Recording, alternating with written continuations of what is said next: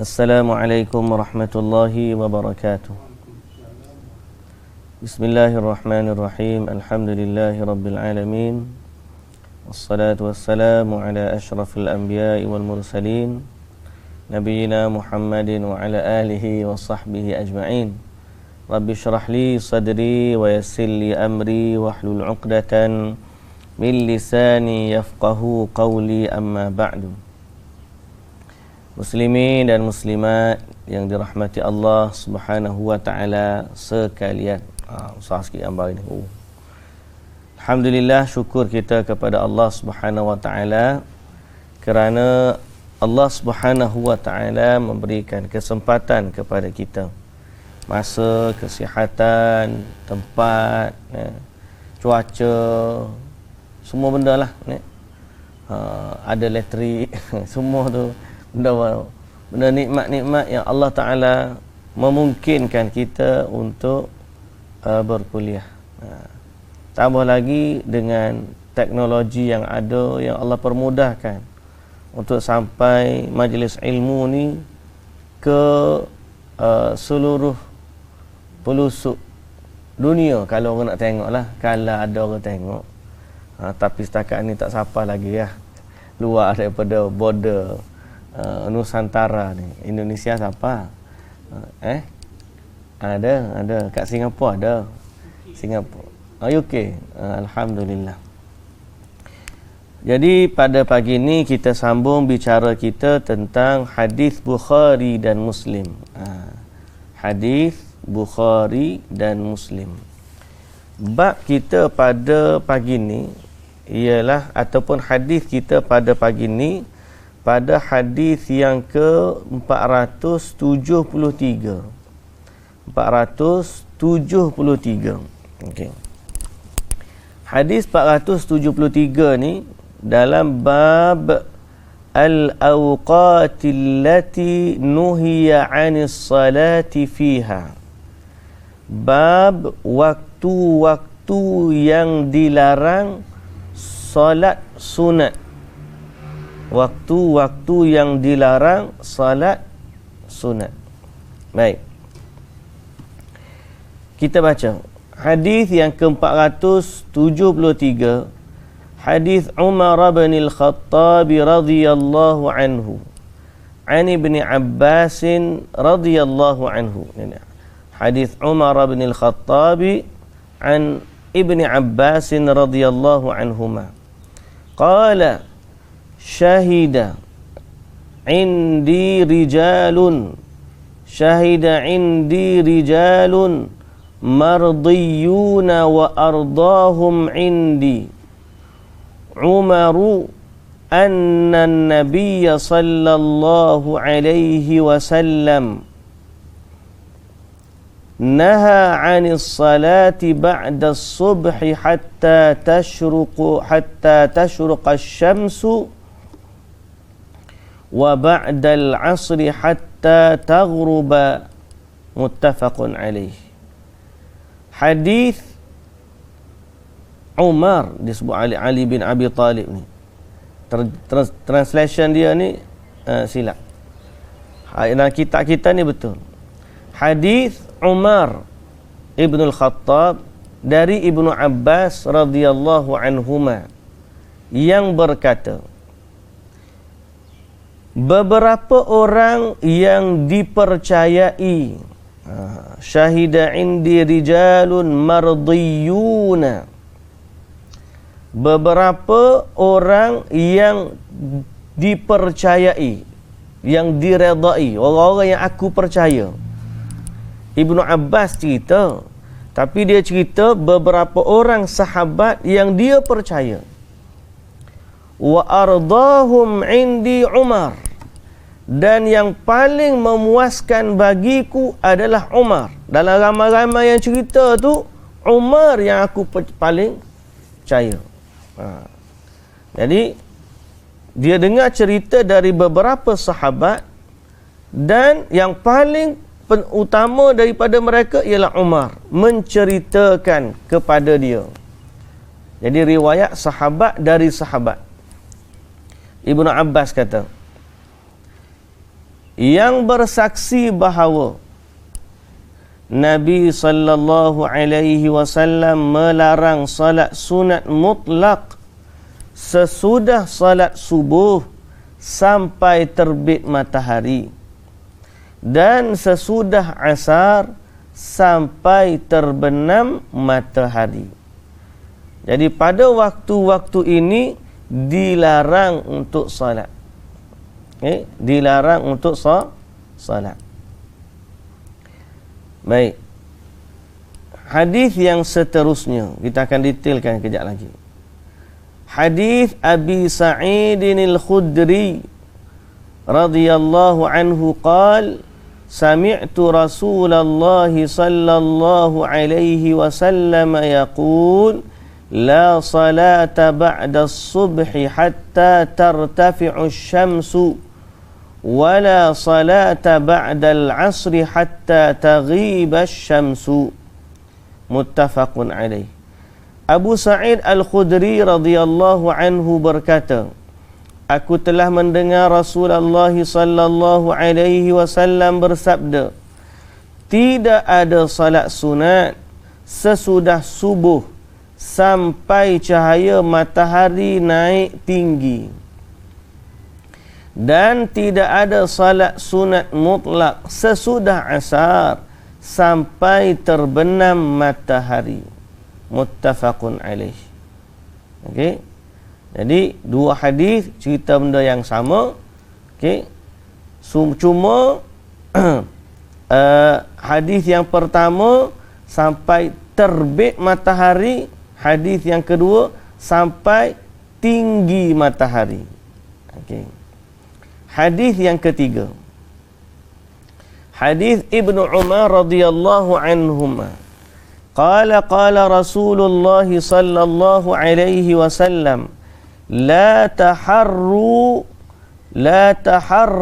bi salatikum tulu'asy syamsi wala ghurubaha.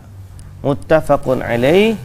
Ibnu Umar radhiyallahu anhuma berkata, Rasulullah sallallahu alaihi wasallam bersabda, janganlah kalian sengaja salat ketika tepat pada waktu terbit matahari atau terbenamnya matahari.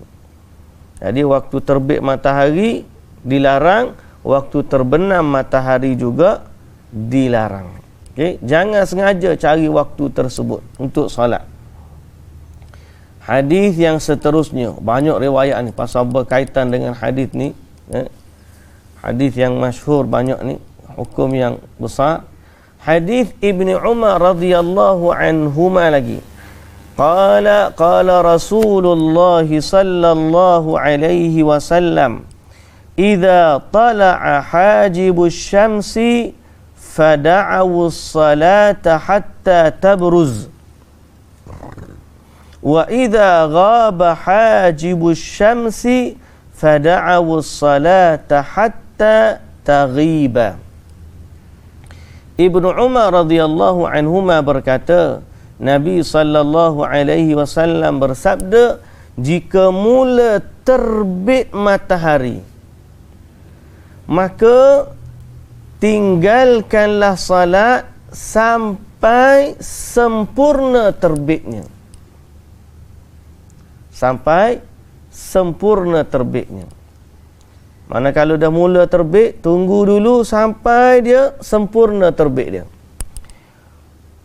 Demikian pula jika terbenam matahari, maka tinggalkanlah salat sampai terbenam sepenuhnya. Jadi matahari itu dia terbenam sikit, tak masuk lagi maghrib. Tapi waktu tu larangan salat, tak boleh salat. Sampailah bila terbenam penuh, maka masuklah maghrib dan berakhirlah waktu larangan salat. Bila masuk maghrib, berakhirlah waktu larangan salat. Baik. Ada 4 hadis yang berkait dengan larangan salat. Ada 4 hadis berkait dengan larangan salat. Jadi hukum hari ni, hukum bab yang pertama kita baca ni ialah waktu-waktu yang dilarang salat. apakah waktu yang dilarang kita solat padanya? Berdasarkan hadis yang kita baca ni, ada 2 waktu. Dan ada satu lagi hadis yang tidak berada dengan kita hari ni, iaitulah waktu ketiga larangan solat. Larangan solat ni berlaku pada 3 waktu dalam sehari. Dan semuanya di siang hari. Tak ada larangan di malam hari. Malam ni bukan sekadar larangan, malah galakkan untuk solat. Cuma waktu galak tu lah kita tidur je. Waktu larang tu kita nak buat. Biasanya lagu tu ya, hak orang suruh tu kita tak buat. Hak orang larang tu kita nak langgar. Waktu ni 3 waktu larangan semuanya berlaku di siang hari. Malam tidak ada larangan, malah dia adalah waktu galakkan kita solat. Waktu galakkan kita solat. Waktu pertama dilarang ialah waktu daripada selepas subuh. Selepas subuh, min tulu'il fajri dia sebut. Daripada terbit fajar. Terbit fajar ni yang dibolehkan solat subuh je. Waktu tu memang ada waktu larangan, solat lain tak boleh dah. Tapi solat subuh dengan qabliyah subuh dibenarkan. Mazhab Syafi'i membenarkan antara 2 azan, makna azan dan iqamat tu bolehlah solat sunat walaupun selain solat subuh. Tapi kalau mazhab Hambali tak boleh langsung. Hanya boleh qabliyah subuh dan solat subuh.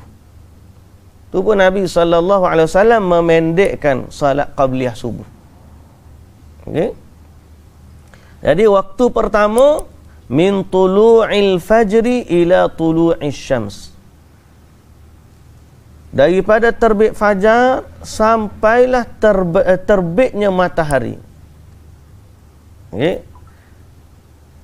Kemudian tak habis lagi, daripada terbit matahari sampailah matahari tu tinggi. Sambungan dia. Dia sambung. Ada 2 waktu situ. Kenapa nak kena potong macam tu? Sebab dia ada 2 hukum yang berbeza. Hukum pertama adalah waktu solat subuh. Waktu solat subuh bermula dari terbit fajar sampailah terbitnya matahari. Waktu solat subuh. Habis dah waktu solat subuh, tak boleh solat sunat lagi. Ada lagi waktu terbit matahari sampai tingginya matahari. Jadi tambah lagi selepas terbit matahari itu, berakhir solat subuh, tambah lagi sekitar 15 minit, kemudian barulah berakhir waktu larangan. Okay, itu waktu pertama. Kalau kita ringkaskan, bermula terbit fajar sampailah matahari tinggi. Itu waktu yang pertama. Okey. Waktu yang kedua, inda qiyamis syamsi fi adh-dhahirah hatta tazula an kabidis sama'. Waktu matahari duduk tinggi di atas kepala, tegak di atas kepala, sehinggalah dia tergelincir masuk waktu zuhur. Waktu zuhur ni gelincir matahari. Maka sekitar 20 minit sebelum zuhur adalah waktu larangan solat sunat. Berakhirnya waktu duha, waktu tu berakhir waktu duha, tunggu 20 minit, kemudian gelincir matahari. Dia duha ni tinggi matahari tadi kan? Tinggi matahari tadi mulalah waktu duha. Waktu duha sampai bila? Sampai matahari tegak di atas kepala. Berakhirlah waktu duha, dan waktu tu ada waktu rehat sekejap, larangan solat sebelum masuknya waktu zuhur. Sekitar banyak mana? Sekitar lebih kurang 20 minit. Okay, waktu yang ketiga. Waktu yang ketiga sebagaimana ada dalam hadis, selepas salat asar sampailah terbenamnya matahari sepenuhnya. Sampai terbenamnya matahari sepenuhnya. Baik. Jadi dalam waktu-waktu ini yang dilarang adalah salat sunat secara mutlak. Maksud salat sunat secara mutlak, salat sunat saja-saja nak salat. Tiba-tiba dia buat salat hajat ke contohnya. Ataupun salat taubat ke, dia nak semayang. Ini termasuk mutlak lah kita panggil. Adapun salat bersebab. Okey. Adapun salat bersebab. Salat bersebab, apa dia salat bersebab? Seperti salat jenazah. Ataupun tiba-tiba berlaku gerhana pada masa tu. Kita nak salat sunat gerhana. Berlaku waktu itu. Maka dibenarkan kalau ada sebab. Atau kerana tahiyyatul masjid, masuk masjid kita nak salat tahiyyatul masjid, maka dibenarkan untuk waktu yang, untuk salat yang bersebab. Adapun salat tidak ada kaitan dengan sebab-sebab luaran itu, kerana saja kita nak salat, kita nak minta doa, kita nak minta ampun dan sebagainya, itu tidak dibenarkan. Waktu lain lah. Apa hikmah dilarang salat pada waktu tersebut? Kerana waktu itu adalah waktu ibadahnya penyembah matahari.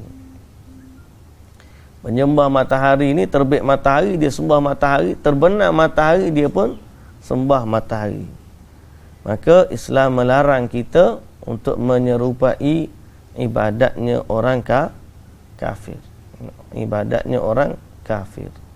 Jadi Allah Subhanahu Wa Taala melarang kita supaya adalah sebab-sebab hikmah lain yang wallahu taala alam. Tapi poin utama kenapa kita tidak salat pada waktu itu adalah kerana kita patuh kepada perintah Allah. Baik, habis bab tu. Bab yang seterusnya, bab ma'rifatir rak'ataini lin nabiyyi kana allataini kana yusallihima an-nabiyyu sallallahu alaihi wasallam ba'da al-'asr. Bab salat sunat 2 rakaat yang dikerjakan Nabi sallallahu alaihi wasallam sesudah asar. Sesudah asar. Ada dalam hadis Nabi kita sallallahu alaihi wasallam salat sunat selepas asar. Padahal yang kita baca tadi dia waktu larangan. Nabi larang untuk salat, tapi Nabi sendiri salat selepas asar. Malah dalam riwayat Aisyah yang nanti kita baca, Nabi tak tinggal salat selepas asar.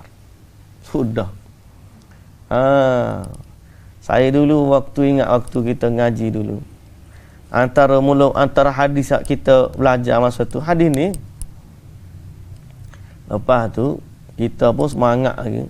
Semangat masa tu. Semayang sunat ba'dal asar.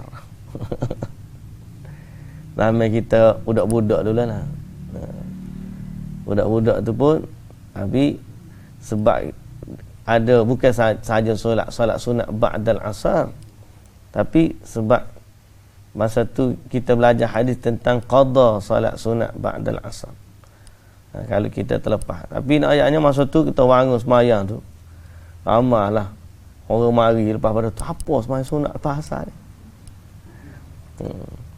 Jadi kita kata kita belajar Nabi gini ni. Dia kata hadis tu khasais. Baik, kita cerita apa dia sebenarnya. Ceritanya Nabi SAW salat sunat selepas asar. Tapi ada hadis yang lain, Nabi larang salat sunat selepas asar. So, apa cerita yang sebenar? Okay. Bab salat sunat 2 rakaat yang dikerjakan Nabi sallallahu alaihi wasallam sesudah asar. Hadis Ummu Salamah an Quraib anna ibn Abbas wal Miswara ibn Makhramah wa Abdurrahman ibn Azhar arsaluhu ila Aisyah faqalu iqra' 'alaiha as-salam minna jami'an wa salha 'anil rak'ataini ba'da salatil 'asr wa qul lahumā inna ukhbirna annaki tusallinahuma wa qad balaghana anna an-nabiyya sallallahu alaihi wasallam naha anhuma wa qala ibn Abbas wa kuntu adribu an-nasa ma'a Umar bin al-Khattab anhuma qala Quraib fadakhaltu ala Aisyah faballaghtuha ma arsaluni فقالت سل سلمة فخرجت إليهم فأخبرتهم بقولها فردوني إلى سلمة بمثل ما أرسلوني به إلى عائشة فقالت سلمة سمعت النبي صلى الله عليه وسلم ينهى عنهما ثم رأيته يصليهما حين صلى العصر ثم دخل وعندي نسوة من بني حرام من الأنصار فأرسلت إلى الجارية فقلت قومي بجنبه قولي له تقول لك سلمة يا رسول الله سمعتك تنهى عن هاتين وأراك تصليهما فإن أشار بيده فاستأخري عنه ففعلت الجارية فأشار بيده فاستأخرت عنه فلما انصرف قال يا بنت أبي أمية سألت عن الركعتين بعد العصر وإنه آتاني ناس من عبد القيس فشغلوني عن الركعتين اللتين بعد الظهر فهما هاتان متفق عليه. Hadis panjang. Hadis dari Quraib radhiyallahu rahimahullah berkata, Ibnu Abbas dan Al-Miswar bin Makhramah dan Abdurrahman bin Azhar ketiganya menyuruh Quraib. Quraib disuruh oleh 3 orang ni pergi ke rumah Aisyah radhiyallahu anha. Lalu apa pesanannya? Sampaikan salam kami kepadanya dan tanyakan kepadanya tentang salat sunat 2 rakaat sesudah asar.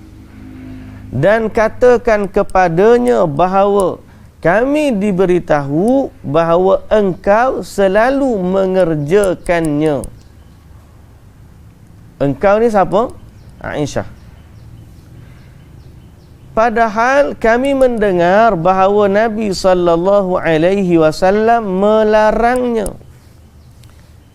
Ibnu Abbas berkata, malah kami ni, aku dan Umar bin Al-Khattab radhiyallahu anhuma selalu menghalau orang yang akan salat sunat 2 rakaat sesudah asar. Disebut sini menghalau. Dalam lafaz hadis adribu, aku pukul. Adribu, dalam riwayat hadis lafaz dia aku pukul, aku pernah pukul. Orang solat sunat lepas asar, kalau dia bangun aku pukul dia solat. Pasal apa? Dia solat pada waktu larangan. Jadi solat pun boleh jadi maksiat. Boleh. Bila? Bila solat dalam waktu larangan, jadi maksiat. Kadang-kadang ada orang takkan salah kot solat. Solat pun kalau waktu larangan salah. Sama juga kalau tempat larangan. Kalau tiba-tiba pergi solat di kubur, buat solat sunat di kubur tanpa sebab benda sabah. Bukan solat jenazah dak, solat di kubur, atas kubur solat. Ada larangan wala tusalli jangan jadikan masjid kuburan sebagai masjid kan. Jadi solat pun boleh jadi benda salah bila tidak sama dengan perintah Rasul. Jadi sebab tu kadang-kadang orang-orang ni dia tengok satu sudut, dia tengok ibadat. Takkan salah kot kita nak buat benda baik. Betul, solat tu benda baik, tapi kalau salah tempat, salah waktu, dia boleh jadi maksiat. Jadi Ibnu Abbas dan Umar Ibn Al-Khattab radhiyallahu anhuma pernah pukul orang kalau bangun solat tu, pergi pukul. Jangan solat. Marahlah, jangan solat. Ini waktu larangan. Quraib radhiyallahu anhu pun Quraib pun kata, dia pun pergi. Ketika aku sampai ke rumah Aisyah radhiyallahu anha dan menyampaikan pernyataan mereka. Aku ni jadi orang tengah, Quraib ni dia jadi orang tengah. 3 orang atas dia, kita tanya Aisyah. Mungkin tanya Aisyah, kami dengar dia solat sunat lepas asar. Padahal Nabi larang. Macam mana dia solat tu? Pergi tanya dia. Quraib pun pergi, Assalamualaikum. Aku ni datang ni 3 orang ni tanya gini. Tanya Aisyah radhiyallahu anha. Aisyah pun berkata, tanyakan kepada Ummu Salamah. Aisyah kata, mungkin tanya Ummu Salamah. Dia kita tanya Ummu Salamah. Dia boleh jawab sebenarnya, tapi ni para sahabat ni tengok antara sifat dia ialah dia kalau boleh nak suruh dengar cerita ni secara langsung dari orang yang dengar daripada mulut Nabi sallallahu alaihi wasallam. Dia tahu dah alasan ni. Sebab tu dia solat. Dan dia tahu dah jawapan ni duduk mana. Sebab tu dia suruh kita tanya Ummu Salamah. Maknanya dia tahu alasan dia. Cuma mereka ni dalam bab meriwayatkan, dia suka untuk mengembalikan kepada sumber yang utama. Siapa yang dengar daripada mulut Nabi tu? Mungkin tanya dia. Maknanya dalam beramal kita ni, rujukan ni biar jadi rujukan yang premier. Kita ambil daripada siapa amalan ni? Kalau direct daripada kita dengar hadis, Allahu Akbar, sah. Tapi untuk memahaminya kena dengan pandangan para ulama lah. Kena dengan syarah para ulama. Takut-takut kita yang tersalah faham. Baik. Jadi dia kata, tanya Ummu Salamah. Quraib pun pergilah. Balik semula kepada mereka tu. Aku kembali kepada orang-orang yang menyuruhku sambil menyampaikan jawapan Aisyah. Aku kembali kepada mereka, kata Aisyah jawab, suruh kita tanya Ummu Salamah. Lalu mereka menyuruhku pergi kepada Ummu Salamah. Okey, pergi kepada Ummu Salamah.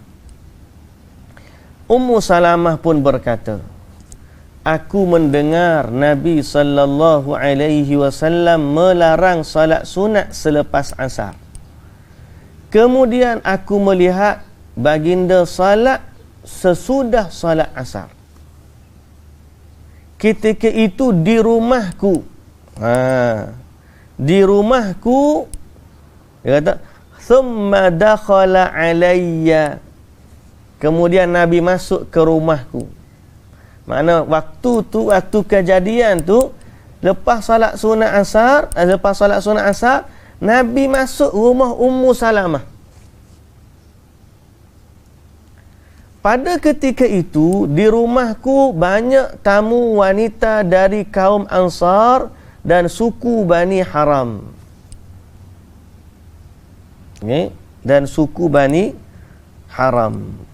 Dia kata, dari itu sebenarnya, dari suku Bani Haram. Bukan dan. Dan tu maknanya kaum Ansar dan Bani Haram. Tak. Ni Bani Haram ni adalah satu kabilah daripada kaum Ansar. Min wa indi niswatun min bani haram minal ansar. Ketika itu lalu aku suruh pembantuku. Oleh kerana ramai ada wanita-wanita, orang ramai di rumah dia. Jadi Ummu Salamah ni dia nak tanya Nabi. Dia pun nak tanya, tapi dia tak tanya depan-depan lah. Dia menghormati Nabi pasal ramai tetamu. Ni urusan dia, bukan urusan tetamu. Dia yang nak tanya. Kerana jadi antara adabnya dia dengan Rasulullah sallallahu alaihi wasallam, padahal masa tu dalam rumah dia dah. Kan? Cuma masa tu ada tetamu. Dia ni bila orang tanya soalan, dia tak tunggu, tak tunggu banyak. Tak tunggu. Dia panggil pembantu dia. Dia pesan kepada pembantuku, pergi kepada Rasulullah, tanya Rasulullah soalan ni. Katakanlah kepadanya bahawa Ummu Salamah bertanya. Rasulullah, Ummu Salamah ni ada tamu ramai, dia pun suruh bantu, kita tanya Rasulullah, bagi tahu Rasulullah, aku tanya dia tentang solat sunat yang dia solat tadi. Tengok sahabat ni, isteri Nabi ni pun perhati Nabi. Dia pun perhati, dia tahu Nabi semaya sunat. Padahal Nabi semaya, kalau kira lafaz ni, wallahu ta'ala alam, dengan lafaz thumma dakhala alayya, Nabi masuk ke rumahku selepas solat. Jadi dia perhati Nabi sallallahu alaihi wasallam. Jadi dia tanya, aku dengar ya Rasulullah, aku dengar engkau melarang solat sunat selepas asar, tetapi engkau sendiri mengerjakannya. Kata Ummu Salamah lagi kepada pembantu dia, jika dia memberi isyarat, maka kembalilah engkau. Kembalilah engkau. Isyarat makna kalau Nabi jawab, dengar. Tapi kalau Nabi bagi isyarat kepada kamu supaya pergi beredar, beredarlah. Okey, itu maksud dia. Kalau Nabi bagi isyarat, kembalilah engkau, maknanya kalau tanya aja kepada Nabi. Kalau Nabi suruh kamu pergi, pergi. Okey.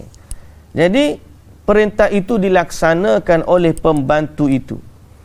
Dan Nabi sallallahu alaihi wasallam pun memberikan isyarat, lalu ditinggal oleh pembantu itu. Jadi bila dia tanya soalan, Nabi pun bagi isyarat dengan tangan dia kepada pembantu, pembantu pun pergi. Dan Nabi memberi isyarat setelah selesai solat. Selesai solat. Falamman sarafa,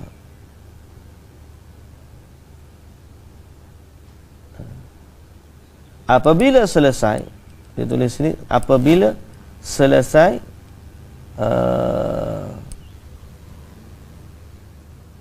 setelah selesai, falamma selesai, setelah selesai. Tapi disebut sini selepas selesai solat dan terima. Dalam lafaz hadis falamman sarafa, apabila orang tu selesai atau pergi, orang tu pergilah, falamman sarafa, apabila dah selesai semua tu, maka Nabi baru jawab soalan Ummu Salamah tadi. Nabi kata kepada Ummu Salamah, wahai puteri Abu Umayyah, wahai binti Abi Umayyah, engkau menanyakan salat sunat 2 rakaat sesudah asar. Aku salat tadi kan.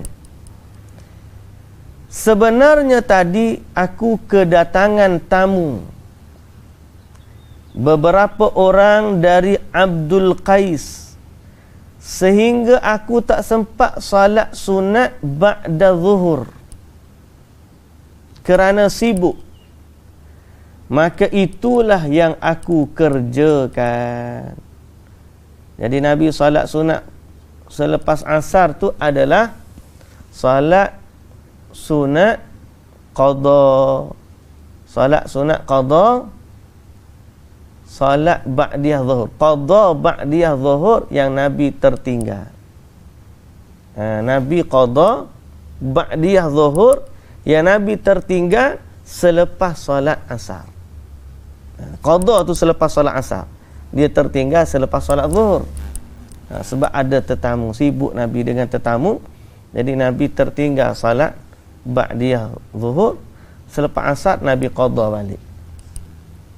Jadi tak ada lah, maknanya bukan solat ba'diyah asar lah. Jadi tak ada istilah ba'diyah asar. Kalau ada kata tu Nabi solat ba'diyah asar, Nabi bukan solat ba'diyah asar, Nabi qada ba'diyah zuhur, waktu selepas asar. Takut-takut nanti ada orang ambil jadi hujah adanya solat sunat ba'diyah asar. Jawapan dia tak ada. Larangan, tetap larangan yang Nabi solat tu adalah qada selepas qada ba'diyah zuhur. Okey, faham? Hadis seterusnya. Ya. Qabliyah zuhur boleh. Nak qada. Boleh qada. Jadi diambil faedah daripada hadis ini, siapa al-Imam An-Nawawi sebut kalau qada dibenarkan solat qada selepas asar. Cumanya apakah al-muwadhabah? Boleh tak kita ni tiap-tiap hari duk qada ya selepas asar? Al-muwadhabah tidak boleh. Maknanya kalau senantiasa tidak dibenarkan. Tapi dalam hadis Aisyah radhiyallahu anha, seterusnya hadis Aisyah radhiyallahu anha qalat rak'atani lam yakun Rasulullah sallallahu alaihi wasallam yada'uhuma sirran wala alaniyatan. Rak'atani qabla subhi wa rak'atani ba'da al-asri. Muttafaqun alaih. Kata Aisyah radhiyallahu anha, salat sunat 2 rakaat yang tidak pernah ditinggalkan oleh Nabi sallallahu alaihi wasallam, baik secara sembunyi atau terang-terangan, adalah salat sunat sebelum subuh, Nabi tak pernah tinggal, dan 2 rakaat sesudah asar. Mari pula ada pula hadis Aisyah kata Nabi ni senantiasa salat qabliyah subuh dengan selepas asar. Jadi jawapan kepada hadis ni macam mana pula? Okay. Seolah-olah adanya salat ba'diyah asar. Seolah-olah begitulah. Jadi hadis ini pertama, jawapan jenis salat sudah dijawab oleh hadis sebelumnya. Ummu Salamah dah tanya dah Nabi, salat apa yang Nabi jawab tak? Nabi salat masa tu salat ba'diyah zuhur. Okey. Bila balik kepada hadis Aisyah, apakah Nabi kalau ikut hadis Aisyah ni, Nabi tak pernah tinggal? Takkan tiap-tiap hari Nabi ni tertinggal ba'diyah zuhur? Mustahil. Sallallahu alaihi wasallam. Maka ni masuk bab yang satu lagi. Bab apa? Bab khususiyat bagi Nabi. Nabi sallallahu alaihi wasallam ni, antara perkara yang khusus bagi Nabi ialah apabila Nabi memulakan sesuatu, mengamalkan sesuatu, Nabi berterusan di atasnya. Okey? Nabi senantiasa di atasnya. Nabi akan istiqamah.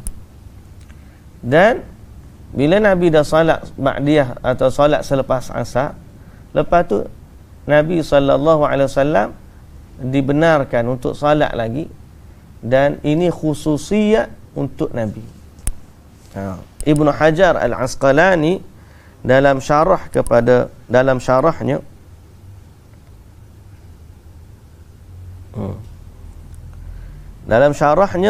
kepada hadis ini, atau Al-Imam An-Nawawi dalam Imam An-Nawawi berkata dalam bab ni lah, okay?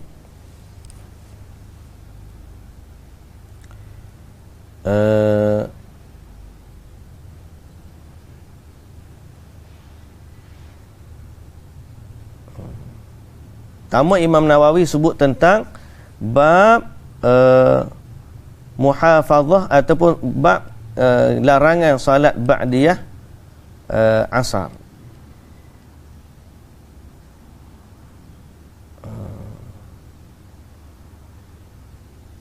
Ibnu Hajar Al-Asqalani. Kita ambil Fathul Bari, Ibnu Hajar Al-Asqalani. Tamassaka bihadhihi riwayat man ajaza at-tanafful ba'da al-'asr mutlaqan ma lam yaqsid as-salah 'inda ghurubi asy-syamsi wa ajaba anhu man atlaqa al-karaha bi anna fi'lahu hadha yadullu ala jawazi istidraki ma fata min ar-rawatib min ghairi karaha wa amma muwadhabatuhu sallallahu alaihi wasallam ala dhalik fahuwa min khasaisihi wad dalilu alaihi riwayatu Dhakwan maula Aisyata annaha haddathathu annahu sallallahu alaihi wasallam kana yusalli ba'da al-'asr wa yanha anha wa yuwasilu wa yanha 'anil wisal. Rawahu Abu Dawud wa riwayatu Abi Salamah an Aisyah fi nahwi hadhihi al-qissah wa fi akhirih wa kana idza shalla salatan athbataha. Rawahu Muslim. Qala al-Baihaqi alladhi ikhtassa bihi sallallahu alaihi wasallam al-mudawamata ala dhalik la aslul qada. Okey. Perkataan Ibnu Hajar panjang ni. Ibnu Hajar kata berdasarkan riwayat-riwayat yang kita bacakan tadi, berdasarkan riwayat-riwayat hadis, ada orang yang membenarkan boleh solat sunat selepas asar. Oh, dia kata boleh solat sunat pasal Nabi solat sunat. Ada orang yang berpandangan begitu. Selama mana dia tidak malam yaqsidis salat inda ghurubis syams, selama mana dia tidak cari waktu solat untuk terbenam matahari, sebagaimana yang hadis larangan tadi. Wa ajaba, dan dijawab. Orang yang kata macam tu dijawab oleh orang yang melarangnya. Orang ada pandangan kata tak boleh lah, ada larangan sebab hadis yang larang pun jelas, muttafaqun alaih. Maka orang yang larang ni jawab. Okey. Orang yang larang tu jawab, sesungguhnya perbuatan Nabi itu menunjukkan bolehnya qada. Bukan asal solat sunat boleh melepas daripada selepas asar. Jadi perbuatan Nabi menunjukkan boleh solat qada, bukan boleh solat mana-mana solat. Okey. Kemudian kata Al-Hafiz Ibnu Hajar, itu kita faham dah, kita dah sebut tadi. Adapun perbuatan Nabi yang senantiasa salat sunat selepas asar. Yang ni, hadis yang terakhir ni. Kata Ibnu Hajar, itu termasuk dari khususiat Nabi.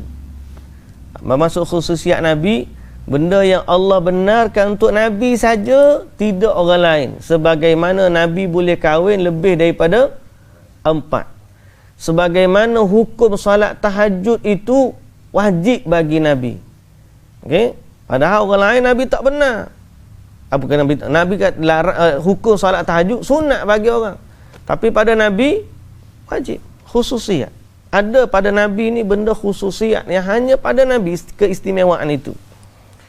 Jadi kata Ibnu Hajar, salat ba'dal asar, selepas waktu tu, Nabi salat dalam waktu tu adalah khususiat untuk Nabi. Okey. Berdasarkan dalil dari riwayat Aisyah radhiyallahu anha, riwayat lain sebagaimana riwayat Abu Daud, kata Aisyah, kana yusalli ba'dal asr, Nabi ni dia sendiri salat selepas asar, tapi dia larang orang lain salat. Sebagaimana dia larang orang puasa sepanjang masa, sedang Nabi sendiri puasa sepanjang masa.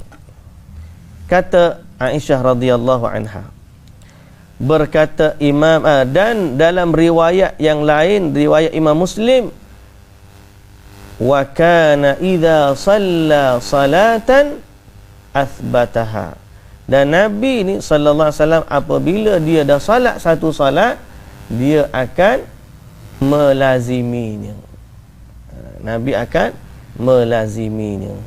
Jadi berkata Al-Imamul Baihaqi memahami hadis ini, dia kata kesimpulannya yang diberikan kekhususan untuk Nabi adalah apa tu? Senantiasa salat. Makna al-mudawamah. Al-mudawamah ni dibenarkan untuk Nabi senantiasa salat selepas asar. La aslal qada, tidak pada hukum qada. Jadi kalau qada, orang lain pun boleh salat juga. Tapi kalau senantiasa salat, orang lain tak boleh. Hanya Nabi je boleh. Okey? Jadi tiba-tiba kalau orang tu nak qada salat selepas asar, qada salat sama ada dia tertidur, tak salat zuhur. Okey? Kalau tak salat zuhur tu dia bangun, dia bangkit qada salat zuhur dulu, kemudian salat asar. Atau kalau tiba-tiba dia salat bangun dekat maghrib dah. Sudah. Nak salat mana dulu? Salat zuhur dulu ke nak salat asar dulu? Kalau dia ni salat bangun di awal salat zuhur, awal waktu salat asar, bangun qada waktu zuhur dululah. Kemudian baru sembahyang asar. Sebab salat ni tartib tu perlu diraikan. Tapi tiba-tiba dia bangun salat tu lewat dah. Tinggal waktu tu cukup nak salat asar. Sebelum berakhirnya waktu asar. Nak salat qada dulu ke nak salat asar dulu? Salat asar dulu. Sebab itu salat dalam waktu. Qada ni luas waktu dia. Waktu tunai tu sempit dah waktu dia. Dahulukan salat asar, kemudian qada tu boleh tak qada terus selepas daripada tu? Boleh. Dalam waktu larangan boleh salat qada. Jadi kata Al-Imamul Baihaqi, yang diberi khususiat untuk Nabi adalah al-mudawamah, berterusan salat asar. Jadi hadis Aisyah yang kita baca ni, okey, Nabi tak pernah tinggal 2 rakaat sebelum subuh dan 2 rakaat selepas asar, ialah termasuk khususiat Nabi. Jangan pula kita baca hadis, Nabi senantiasa salat ba'da asar, kita pun nak sembahyang juga. Tak, kena rujuk perkataan ulama dalam bab itu. Jadi hukumnya ialah tetap saja ada larangan solat sunat ba'diyah selepas asar. Tidak boleh solat sunat mutlak selepas asar. Yang dibenarkan adalah qada, solat qada. Itu pun kadang-kadang jarang-jarang. Kalau senantiasa tak boleh. Yang boleh senantiasa solat sunat selepas asar ni hanya Nabi sallallahu alaihi wasallam. Boleh. Bab istihbabi rak'ataini qabla salatil maghrib. Bab seterusnya. Bab salat sunat 2 rakaat sebelum salat maghrib. Jadi lepas habis terbenam matahari, azan maghrib, sebelum salat maghrib itu boleh tak salat sunat? Biasa kita tak salat sunat kan? Salat sunat yang orang panggil rawatib pada maghrib ni ba'diyah maghrib. Kalau qabliyah maghrib, boleh ke tak boleh? Ada ke tak ada? Okey. Hadis Anas bin Malik radhiyallahu anhu qala: "Kana muadzinu idza adzana qama nasun min ashabin nabiy sallallahu alaihi wasallam yabtadiruna as-sawari hatta yakhruja an-nabiy sallallahu alaihi wasallam wa hum kadzalika yusalluna rak'atayn qabla al-maghrib wa lam yakun bainal adhani wal iqamati syai'un." Akhrajahu al-Bukhari. Kata Anas bin Malik radhiyallahu anhu, ketika azan dikumandangkan, okey, idza adzana kana al-muadzinu idza adzana. Muadzin ni bila azan, ketika azan dikumandangkan zaman Nabi, beberapa orang segera berdiri di sisi tiang masjid. Dengar azan pakat bangun berdiri. Ready dah kita ni dengar azan, tak apa, relax lagi, ada lagi. Tak siapa, tak qomat lagi tu. Ada lama lagi nak qomat tu. Ya ilallah. Mereka ni bila dengar azan, yabtadiruna ila sawari, bersegera pergi ke tiang-tiang masjid. Sahabat Nabi ni dengar azan bersegera, yabtadirun, yakni segera berdiri di tiang masjid untuk melakukan 2 salat sunat 2 rakaat sebelum maghrib, dan tidak ada apa-apa di antara azan dan iqamah. Tidak ada apa-apa di antara azan dan iqamah, maknanya lepas daripada tu terus qamat. Lepas daripada tu terus iqamat. Jadi dalam hadis ini menunjukkan dibolehkan, dibenarkan salat sunat qabliyah maghrib. Okey. Dia tak sebut sini, dia mendekati untuk menunggu Nabi keluar. Jadi sahabat-sahabat ni bila dengar azan, dia akan segera pergi dan mereka tunggu Nabi keluar. Nabi pula solat sunat di rumah dia. Kemudian bila Nabi keluar tu, kira macam ada bilik imam lah kalau kita kan. Imam ni dia solat dekat bilik dia. Imam keluar tu, muazzin pun qamat lah. Gitu. Jadi Nabi SAW dia solat di rumah dia. Tapi menunjukkan para sahabat ni masa tu mereka solat qabliyah maghrib. Jadi ada sunat qabliyah maghrib walaupun dia tidak termasuk dalam 12 rakaat sunat rawatib. Yang kita dah sebut kelebihan salat sunat rawatib ni 12 rakaat sehari semalam.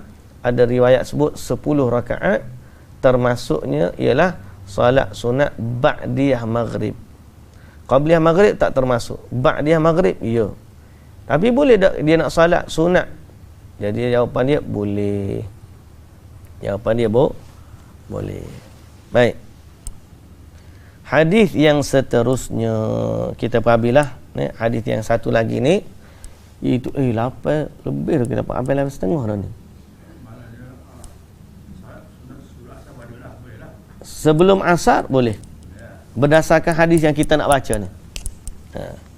Bab di antara azan dan iqamat pasti ada salat sunat.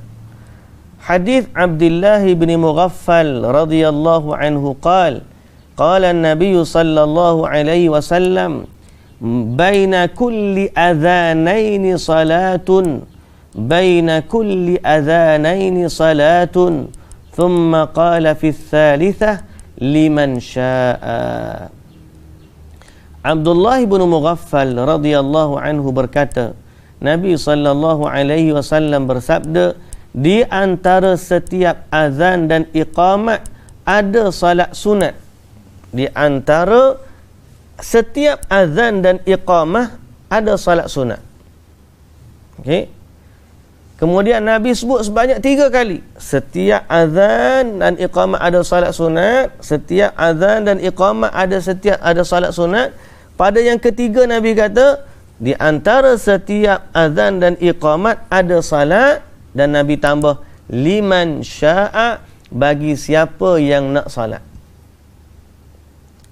Bagi siapa yang mau mengerjakan, yakni bagi siapa yang nak salat. Jadi berdasarkan hadis ini, setiap antara azan dan iqamat boleh solat padanya, walaupun benda tu tak termasuk dalam solat rawatib yang kita sebut tadi. Jadi ini jawapan kepada soalan tadi, bagaimana hukum qabliyah asar? Jawapan dia berdasarkan hadis ni, boleh solat sunat qabliyah asar.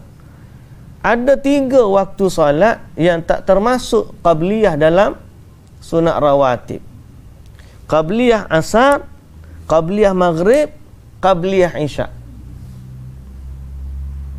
Okey.